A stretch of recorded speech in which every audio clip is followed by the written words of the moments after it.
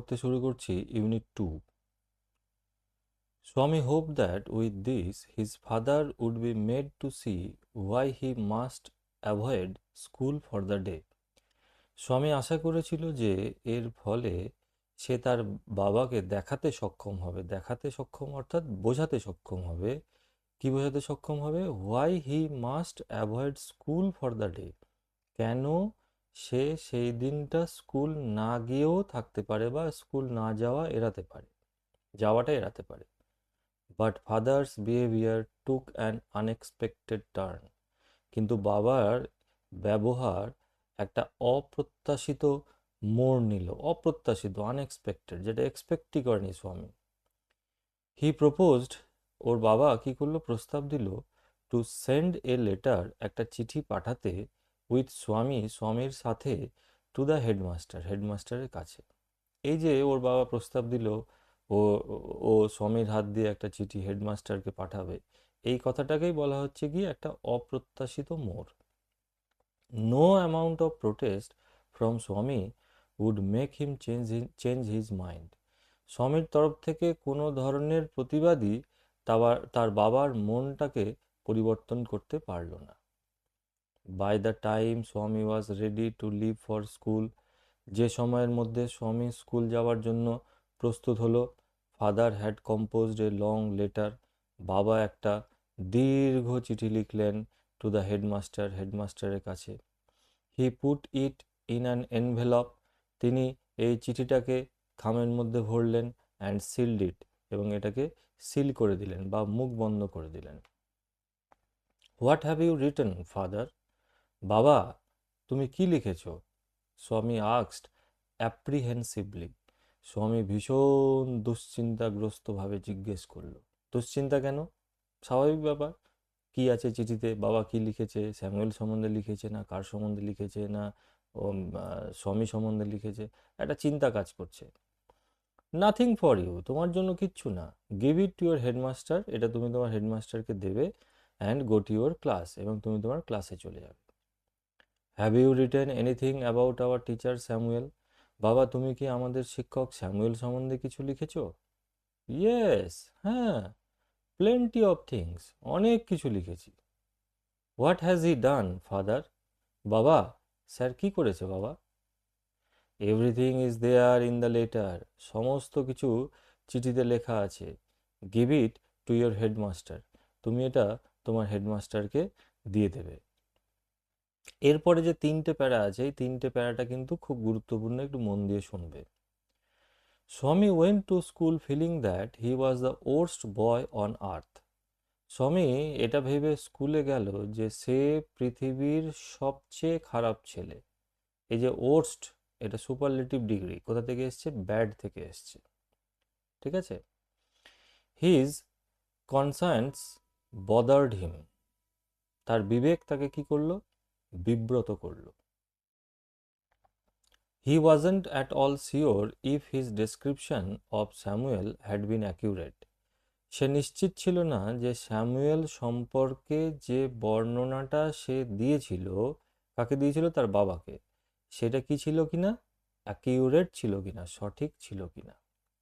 হি failed, সে অনুভব করলো, he had mixed up, সে মিশিয়ে ফেলেছে। কি মিশিয়ে ফেলেছে? দ্য রিয়াল, বাস্তব, অ্যান্ড দ্য ইমাজিনড, এবং তার কল্পনা। অর্থাৎ সে আস্তে আস্তে আস্তে আস্তে বুঝতে পারছে যে সে স্যামুয়েল সম্পর্কে যে কথাগুলো তার বাবাকে বলেছে, সেই কথাগুলোর মধ্যে রিয়ালিটি যতটা ছিল, ইমাজিনেশনও ততটাই ছিল। স্বামী stopped on the road side to make up his mind about Samuel, স্বামী রাস্তার ধারে দাঁড়ালো স্যামুয়েল সম্পর্কে তার মনটাকে স্থির করার জন্য। স্থির করার জন্য কথার অর্থ কি? মানে আদেও কি স্যামুয়েল ভালো, না স্যামুয়েল খারাপ? ও যে কথাগুলো বলেছে তারা বাবাকে, সেই কথাগুলো কি ঠিক বলেছে না ভুল বলেছে? এই যে তার মনের মধ্যে দোটানা দোলাচল চলছে, এই দোলাচলগুলোকে একটা স্থির জায়গায় নিয়ে আসার জন্য স্যামুয়েল কি করলো? রাস্তার ধারে দাঁড়ালো। Samuel was not such a bad man after all, ওহো, সিদ্ধান্ত কি নিল? যে স্যামুয়েল কিন্তু একটা খারাপ মানুষ নন আফটার অল শেষ পর্যন্ত। Personally he was much more friendly than the other teachers. ব্যক্তিগতভাবে তিনি অন্যান্য শিক্ষকদের চাইতে বেশি বন্ধুভাবাপন্ন, মানে বেশি বন্ধুত্বপূর্ণ অন্যান্য শিক্ষকদের চাইতে। এগুলো হলো ডিসিশন। এই যে এখান থেকে পার্সোনালি থেকে স্বামী কি করলো, একটা ডিসিশনে এলো যে স্যামুয়েল কি ফ্রেন্ডলি অন্যান্য শিক্ষকদের চাইতে। আর একটা ডিসিশন কি, যে তিনি ভালো মানুষ, তিনি খারাপ মানুষ নন। Swami also felt Samuel had a special regard for him. Swami এটাও অনুভব করলো যে স্যামুয়েল স্যারের তার প্রতি একটু বেশি ভালোবাসা বা অনুরাগ আছে। Swami's head was dizzy with confusion. স্বামীর মাথা ভোঁ ভোঁ করতে লাগলো কিসে, উইথ কনফিউশন। কনফিউশন মানে বিভ্রান্তি। কাকে বলে বিভ্রান্তি? না, যখন আমরা কোনো স্থির সিদ্ধান্তে আসতে পারি না, যখন আমরা দোটানায় পড়ে যাই, তাকেই বলবো আমরা বিভ্রান্তি। তাহলে এখানে স্বামীর মাথা বিভ্রান্তিতে ভোঁ ভোঁ করতে লাগলো। He could not decide if Samuel really deserved the allegations made against him in the letter. সে সিদ্ধান্ত নিতে পারল না যে স্যামুয়েল সত্যিকারের যোগ্য কিনা যে অ্যালিগেশনসগুলো, যে দোষারোপগুলো করা হয়েছে তার বিরুদ্ধে, মেড এগেনস্ট হিম, তার বিরুদ্ধে, কোথায় না in the letter, Samuel sir সত্যি তার যোগ্য ছিল কিনা। The more he thought of Samuel, সে যত স্যামুয়েল সম্পর্কে ভাবল, দ্য মোর স্বামী গ্রিভড ফর হিম, স্বামী ততই কি হলো, দুঃখ পেল বা কষ্ট পেল।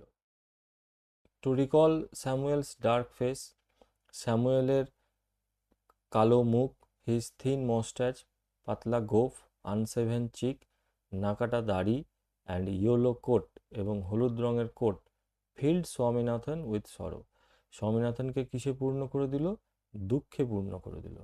তার মানে কি, যখন ও স্যামুয়েল স্যারের কথা ভাবছে, তখন স্যামুয়েল স্যারের এই টোটাল ডেসক্রিপশনটা, স্যামুয়েল স্যারের টোটাল যে চিত্রটা তার মানে তার মাথাতে চলে আসছে। এই যে তার মাথায় আসছে, এই সমস্ত কিছু ভেবে সে কিন্তু দুঃখে ভরে গেল। তাহলে এই হলো আমাদের ইউনিট 2। আমরা আবার এরপরের দিন আমরা ইউনিট 3 নিয়ে আসব, এবং ইউনিট 3তে আমরা কিন্তু জানবো যে ওর বাবা কিভাবে তাকে হেল্প করেছিল। ওকে, থ্যাংক ইউ।